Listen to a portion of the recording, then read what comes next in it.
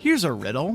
What is 18 years old, irresistible to men, and will completely drain your bank account? It's Call of Duty, you pig, the first-person shooter video game bully simulator that has had 24 children over 18 years. But how does someone have 24 kids in 18 years? Activision, are you cheating on me? This cyclical strategy made Call of Duty the third largest video game franchise in the world and one of the most recognizable brands in media. Who knew infidelity could be so monetizable? I did. But not only did Call of Duty conquer the world, your wallet, and your mother's marriage, according to that Modern Warfare 2 lobby, but is also one of the most intriguing historical accounts in video games, with heroes, villains, high highs like that time you got way too high playing zombies, and low lows like that time you lost faith in humanity. I need to get high. But to understand how Call of Duty went from this to whatever the f*** this is, we need to go back to a simpler time. Before I was putting cornstarch on my face, the year is 2003. Infinity Ward creates Call of Duty 1 exclusively for the PC. Damn it. Published by Activision, the people behind legendary titles like Tony Hawk, Guitar Hero, and of course DJ Hero. It's a sophisticated take on World War II for its time, but game development in 2003 had its limits, like what is wrong with my face? When players crouch, it looks like they need to poop, and the enemy AI is about as advanced as that alternate version of me that was dropped as a kid. Hey mom, he's doing it again. Multiplayer utilized gun loadouts as opposed to weapon pickups. It introduced the staple kill cam, and being on PC, the game was heavily modded, giving it a startling amount of longevity. It's still even populated today, almost 2 decades later. I'm starving to death, but someone's gotta kill these Brits. And this achievement is all the more impressive when considering later installments of Call of Duty are all but a ghost town. Yeah, well, I your mom. Oh, I'm just talking to myself. COD 1 was a critical and financial success. Game reviewers loved it, and all the fans adored it, except Chulun Gumbo, who in October of 2004 still couldn't believe he paid $50 for this crap. Oh shit, Chulun Gumbo doesn't like our game. And to satisfy him, Activision published Call of Duty United Offensive as an expansion. Let's check back in with him. What the fuck? The hell out of my house. Oh, he must be an Xbox player, so let's release COD Finest Hour, a separate game exclusively for consoles, released in November of 2004. The world's darkest hour will be your finest, which is perfect. I'm all for the death of innocence if it means a little glory for me on the gram. Hashtag just took Normandy. Finest Hour was the first Call of Duty to be on controller and thus introduced the aim assist mechanic, that pulling and tugging sensation that helps the wobbly joystick stay on target, and also haunts PC players to this day. It pulled so hard. But perhaps most revolutionary, Finest Hour was the first game in the series to be on Xbox Live, allowing players to communicate, work together, verbally high-five. Who am I kidding? It's all about a guy named 420 Booty Wizard calling me, Okay, we need a new game. How about a sequel? Call of Duty 2 is released in 2005 for the PC and as a launch title for the Xbox 360. This is a very big deal. Why is that? Because it pushed Call of Duty into the homes of nearly every gamer whose parents bought them the Xbox 360. Damn it, Mom, I wanted Halo. This means people are at least going to try the game and become familiar with the brand and the series, and hopefully, given its critical acclaim, be converted. Fuck Halo. The game featured larger battles, better graphics, and an overall more immersive World War II experience. I hear bombs at night. With an improved engine and better technology, COD 2 took a leap forward beyond COD 1. Like, he's not crouch pooping. Wow, that M1 Garand looks grand. Health packs were scrapped for health regeneration, introducing the infamous red screen of Holy shit, I'm gonna die. Featuring side effects like camping, visual impairment, heavy breathing, mom spaghetti, which means hide. The hit marker was invented here, and Call of Duty 2 installed their artificial intelligence with more intelligence. Long gone are the days of NPCs running into walls, eating grenades, and just staring at you like, Mom, he's doing jumping jacks now. Enemy AI will actually do intelligent things like flank, take cover, shoot at you, and even throw grenades at you. Uh-oh.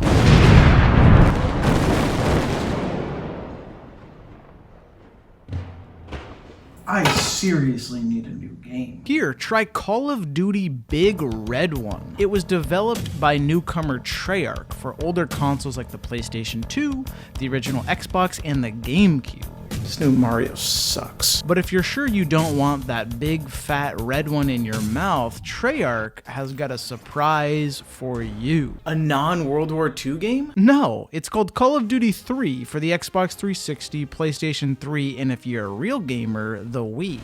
Over to the east! Let's move!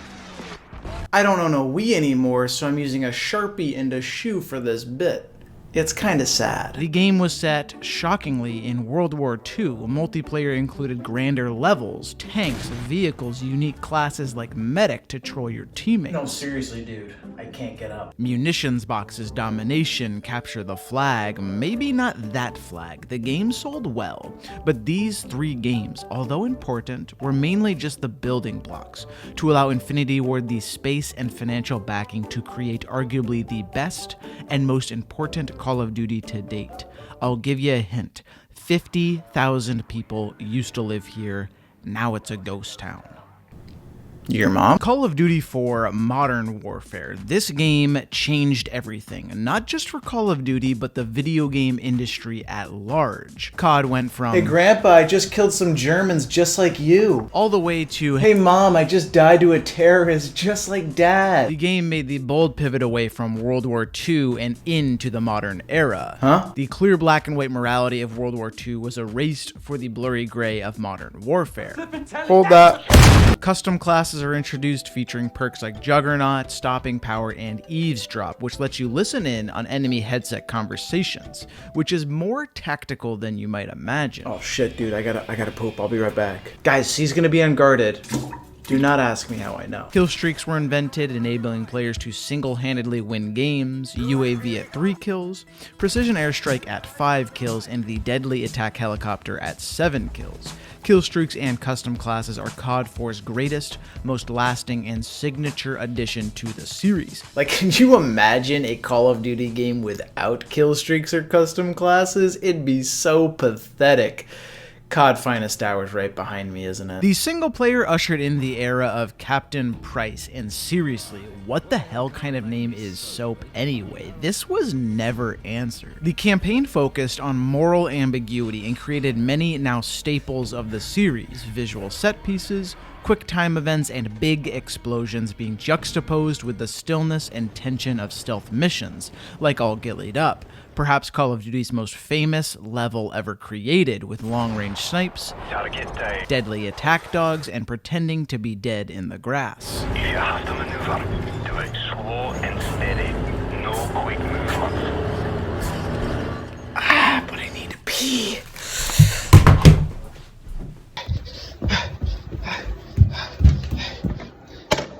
What the fuck is this? It's Call of Duty World at War, released in 2008 by Treyarch. It utilized the Modern Warfare engine and copy-pasted much of Infinity Ward's innovation onto the World War II theater. Custom classes made a return and kill streaks, but instead of attack helicopters, you get attack dogs. Treyarch was not very subtle in their stealing of Infinity Ward's homework, which probably had Activision like, "Treyarch, this is the same homework Infinity Ward submitted, but every time it says UAV, you just crossed it out and put recon plane. This is not an acceptable term paper. I made $16 million for us." 16 million?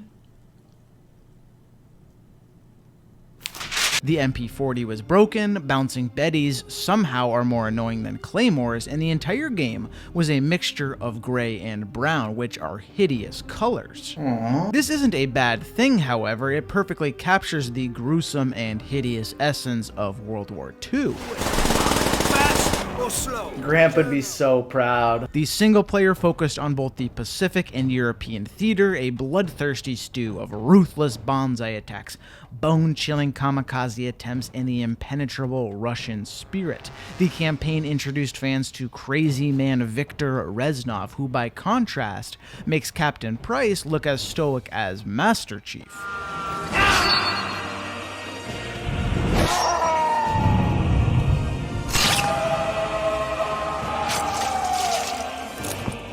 Is he dead? The campaign forces players to make questionable moral decisions. Kill those prisoners. Fuck those Japanese trees. Anyone home? Not anymore, but to balance out the cold, gritty realism of World War II, Treyarch added a silly little Easter egg mode that probably only a few players will enjoy. It's called Zombies. The goal is to survive as long as possible against endless waves of morally questionable undead, 2 of my 3 greatest fears. And if you're wondering what my 3rd greatest fear is, that would be senseless vandalism. Can we please just go to Modern Warfare 2? Infinity Ward, are you awake? What happened? November 10th, 2009, Modern Warfare 2 is released and injected the Call of Duty series with enough G Fuel to kill a riot shielder camping on top of Rust. It topped Call of Duty sales numbers with over 25 million copies sold worldwide. This was the beginning of COD releases being a cultural event. Stand in line outside your local GameStop at midnight in the freezing cold with complete strangers to get your hands on the newest Call of Duty. Was it worth it? I got pneumonia and I almost just got robbed coming out of the store, but mission accomplished. God damn it. Its popularity was sky high, a staple of pop culture. It was on the news. Parents hated it, which means kids loved it. Infinity Ward once again enhanced the engine and took that unique balancing approach of, if everything is broken, nothing is broken. That doesn't make any sense, but I guess I'll give it a try. I don't think I'm doing this right. One-man army noob tubes, custom kill streaks, commando lunging, quickscoping. Mom, get that camera. The UMP, the ACR, the SCAR. Wow, we're gonna win, guys. Nope, they got a nuke. Heartbeat sensors, Akimbo 1887s, the Spaz 12. You get the point. No, I don't. Okay, the TAR-21, chopper gunners, AC-130. Everything is broken, and it's just delightful. Seriously, Mom, get the camera. The maps had a bright, vibrant color scheme to juxtapose with World at War's Poop Brown. Afghan, favela, high-rise, and of course, Rust, where boys settled their differences like real men. I can't hear you. You're a hardscoper. Infinity Ward introduced death streaks to aid new players. The more you die, the stronger you become, like Painkiller, which gives a player near godly levels of HP and will make veteran players want to take real painkillers.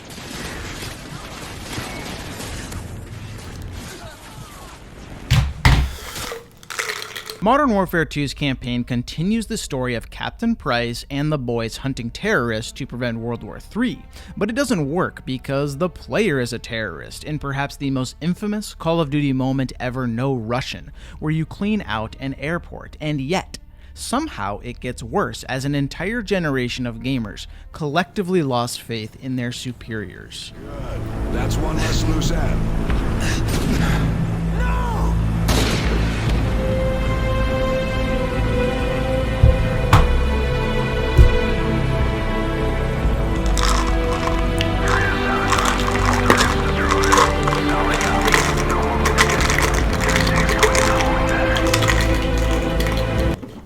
Spec Ops is invented. Do various missions with various objectives, with various difficulties, with various friends to earn various stars. But oh wait, Infinity Ward sues Activision and the main dev team stops updating the game, and thus one-man army noob tubes make Modern Warfare 2 nearly unplayable. But who?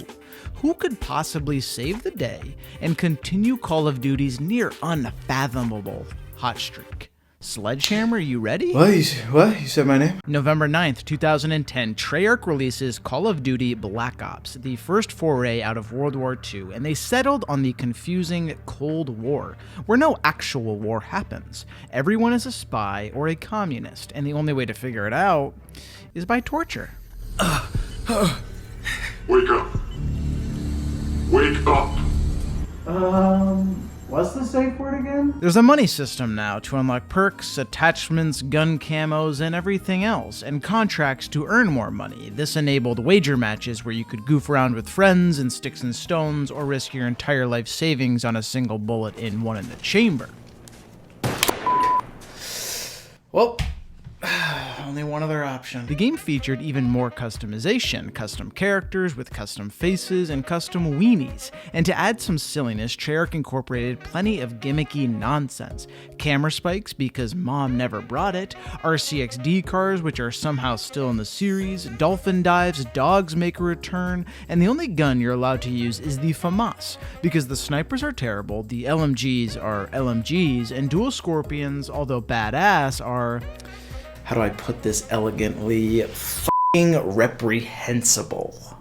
Is that how you spell that? Maps include WMD, Array's Summit, but perhaps introduce the most iconic Call of Duty map ever, Discovery, Nuketown, which will be in every Treyarch game till the nuking of 2029. But until then, we should all go and play the Black Ops campaign because it's just fantastic. A story about a soldier who can't do math. The numbers, Mason. What do they mean? 11? It's a constant Easter egg hunt where the player doesn't know what to believe, who to believe, what the heck is going on, what's real, is that JFK? I think I should shoot him. The story authentically captures the essence of the Cold War, and as you fly into Vietnam, as that copyrighted song plays, you think to yourself, Vietnam was probably pretty cool. Damn, I miss sleepovers with the boys, so let's play some Black Ops Zombies, which was a clear improvement from World at War, with more complex maps, Easter eggs, and player freedom. Kino der Toten, Ascension, even the mythical Shangri-La. What's next? Are you gonna play on the goddamn moon? You're goddamn right. Zombies was no longer an afterthought, but rather a critical component of the Treyarch package, the jelly to their peanut butter. Can you imagine a Treyarch game without zombies? It's disgusting. Ugh. Nothing could be worse or less nutritious. Uh-oh, are you gonna make me eat that? November 8th, 2011, Modern Warfare 3 is released, the final chapter in the Modern Warfare trilogy. Lots of hype after the success of Modern Warfare 2, many players' favorite game, but hype means expectations, and expectations means disappointment. I hate it. Modern Warfare 3 is a divisive title, splitting the community asunder. Some love it, some call it a $60 downgrade to Modern Warfare 2. I personally enjoyed the game. There's a new kill streak system, 3 packages, the traditional assault package, the support package where deaths no longer reset your streak, so even little Timmy can get a ballistic vest for his team. I like ruining the game for everybody else. And of course, the legendary specialist package, where kills give you perks, and the specialist bonus turns you into a literal super soldier. Specialist bonus achieved. So many perks! This allows players to go Moab hunting, the rarer and more difficult cousin of the tactical nuke, who is also less devastating, no longer automatically winning the game, but rather clouding the entire map in smoke and giving you bragging rights like, Bro, I Moabbed those dudes so hard. That doesn't sound right. Death streaks are back, bigger than ever, and everybody is super happy about it. Isn't that right? But now, rather than getting painkillers, players get Dead Man's Hand, where you drop on your back with C4 and destroy anyone even thinking of playing the game. Praise Jesus.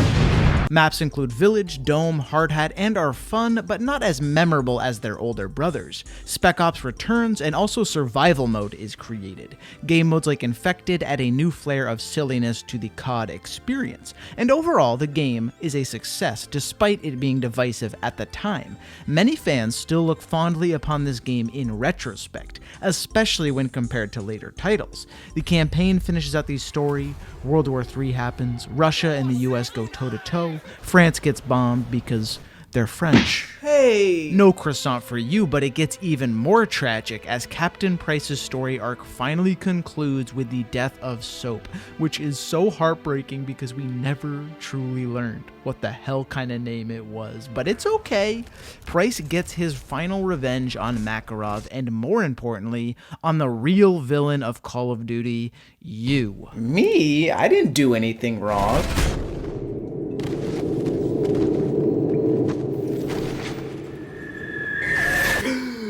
Black Ops 2. November 12th, 2012, Black Ops 2 is released. Treyarch needed to move on from the Cold War and my toilet, so they really only had one choice. World War I? Damn it, that's a good idea, but no, it's the future. The Pick 10 system is introduced, giving players the most amount of customization ever. Rather than being forced to use a weapon and perk from each slot, you get 10 points to spend on whatever your heart desires. Anything? Anything.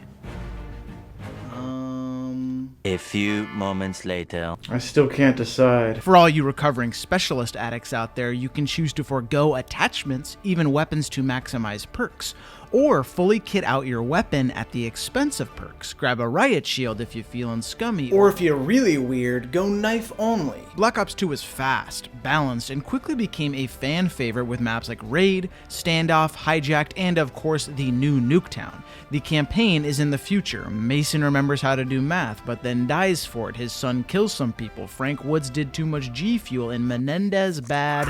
Maybe, kinda. Actually, I kind of agree with this guy. Zombies continues to push the limits with Transit, a substantially larger map with multiple main areas rather than one, where players have to use a bus to navigate between locations. There is an item crafting system to unlock certain areas, there are more Easter eggs and bosses all about, and the complexity is a substantial step up from Black Ops 1, leaving players who are used to the simplicity of Kino der Toten feeling like, It might be the dementia, but I don't know what the fuck is going on. the game is a huge success. If you ask any COD player what their favorite game is, depending on their age, it's probably gonna be one of these. And you know what that means. We peaked, bro. Did you hear that? Where is that coming from? Bro, it seems to be getting louder right here. Call of Duty Ghosts? What the? November 5th, 2013, Call of Duty Ghosts is released. COD fatigue is really setting in for many people. A COD has been released annually for about a decade now. How many ideas do you think these devs got? What the heck? Who took the last idea out of the idea jar? Tee. The leaps and bounds made originally between titles had turned into a slow poop crouch walk forward, and players are unsympathetic to the empty idea jar. Do something. The maps were larger and more convoluted. There's this one and that one, and here's another one. I can't remember their names despite just researching it for this video. Oh, it's Stonehaven. The slide mechanic is introduced. Maps can now change, kinda. You can lean now, enhancing movement and picking up the pace of the multiplayer. A lot of gun and perk options now exist, and new game types like Cranked were introduced, a twist on Team Deathmatch.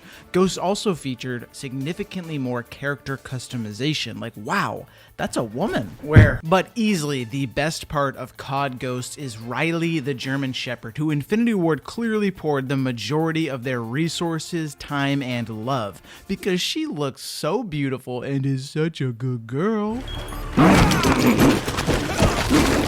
Such a good girl. But there's also an extinction mode, which is just zombies with aliens. But Call of Duty Ghosts has a far darker secret than aliens, which if exposed to the public would change everything about how you view Call of Duty. And that secret is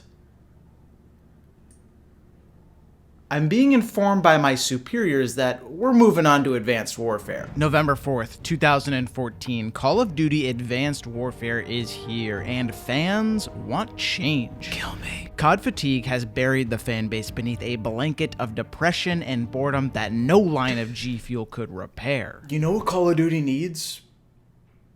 Jetpacks. Advanced Warfare marks a controversial turning point in the series towards hyper-advanced movement, off-the-ground combat closer to a Titanfall than a Battlefield, but jetpacks weren't even close to being the most controversial part of Advanced Warfare. What do we, like, bomb a Chipotle or something? No, but instead of buying that burrito, you're gonna need to spend that cash on loot boxes because of weapon variants like the Obsidian Steed, which will determine your ability to successfully play this game, as the more money you spend, the better gun versions you'll get, the more fun you'll have. It's pay to play. But I spent literally my last $60 on the game. I can't afford loot boxes. You could always go back and play Ghosts. In previous Call of Duties, you actually needed to play the game to unlock weapons, attachments, and to advance your abilities. But in Advanced Warfare, Alright, you win. there's exo abilities now, everyone's flying around the map, it's complete chaos, and you either love it or you hate it. I hate it. And the campaign is set in the distant future with cyber soldiers, mercenaries, and the most spooky thing in the entire history of Call of Duty: Kevin Spacey. Black Ops 3. November 6th, 2015, Treyarch releases Black Ops 3. Jetpacks are back, but are limited to wall running, double jumps, and sliding. Specialists are introduced with specific abilities. Ruin can slam the ground, Spectre can turn invisible, and nobody will use Firebreak. Notable maps include Aquarium, Combine, Stronghold, and the stress on loot boxes was reduced. They existed, but rather than impacting in-game performance, they were more cosmetic driven, you know, looking hot for all the boys in the yard. Damn, you looking sexy, bro. Thank you. You want to know the secret ingredient?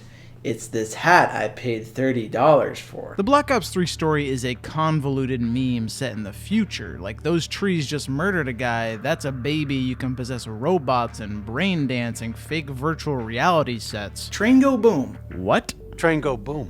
Train go boom. Train go boom. Alright, I've seen enough.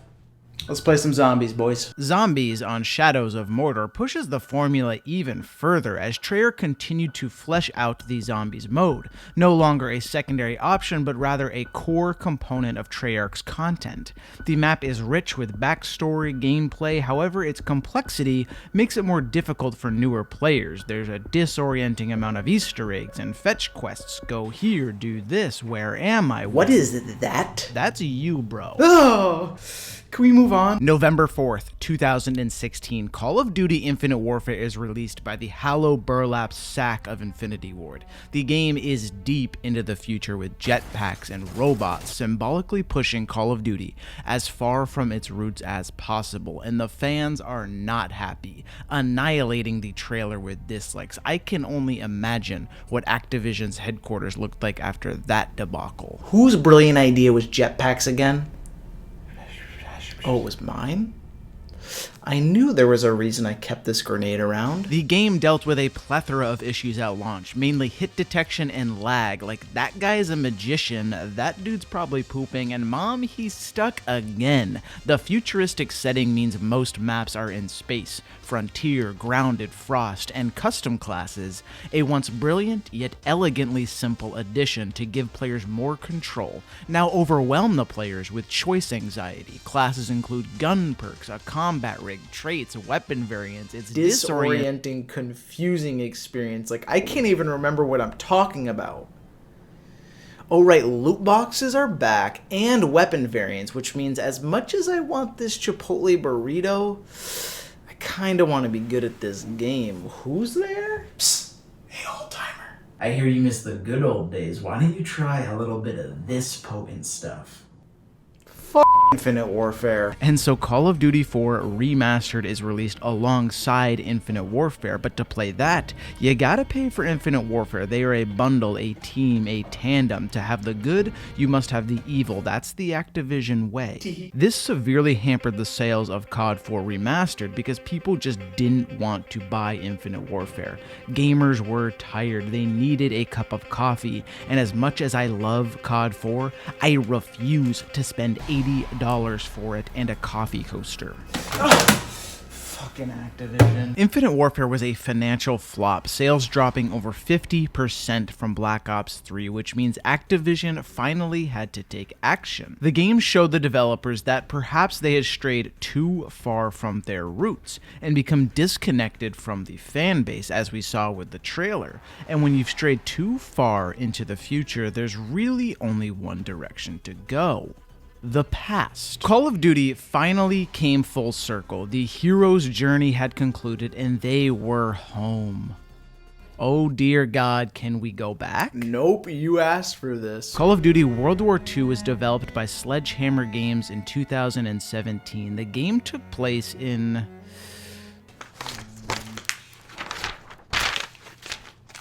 Line. World War II. It featured a Destiny-like home base where people could butt slide, do jumping jacks, have target practice, and most importantly, open an offensive amount of loot boxes, but in front of your friends. Dude, I got this sick helmet. I got a dope bomber jacket. I somehow got a witch hat. Hey, what'd you get? Chipotle burrito. The multiplayer boldly shifted away from the traditional custom classes towards a more streamlined division system, which certain perks are assigned to certain classes. This is an odd choice considering the popularity of the Pick 10 system. A new mode called War is introduced where one team is the attackers and one team defenders with specific objectives. Zombies is more customizable than multiplayer, featuring perks, kill streaks, character roles, and the single player includes the single most realistic cutscenes in the series. You're a long way from Texas, farm boy. Huh? I'm not from Texas. The single player features medkits, which are a nice nod to the original game. Your squad also has abilities like this guy can give you ammo, this guy can give you health, and this guy can spot enemies from far away. It also tries to encourage the player to make heroic moral actions. Wait, you didn't kill the German prisoners? No, that's a deduction. And if you thoroughly enjoyed COD World War II's campaign, boy, do I have some exciting news for you. You got me Chipotle? No, Black Ops 4 doesn't even have a campaign. October 12th, 2018, Call of Duty 15 Black Ops 4 is released ahead of schedule to beat the Christmas rush, featuring hard-hitting games like Red Dead Redemption 2. This is good in theory for sales, but less good for the actual gameplay. Yeah, so remember when you were supposed to have 36 months to develop this video game? Well, slight change of plans. You're gonna have 6 weeks. Good luck. Black Ops 4 returns fully to boots on the ground, but you can still grapple and slide, so there are some advanced movement mechanics. Specialists are back, and a stim feature is included rather than the classical health regen.